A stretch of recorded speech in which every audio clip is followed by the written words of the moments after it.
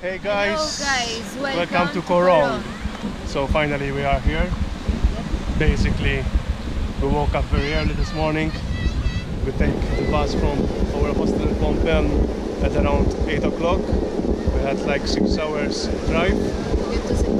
Yeah. Then from there we had rushed everything.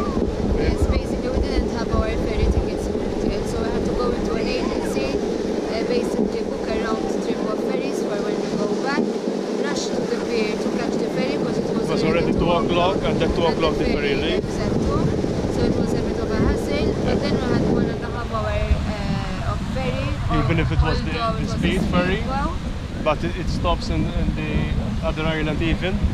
So basically after the pier we walked all the way to this beach because we are at the end of the beach, so by night we don't have loud music and things like that.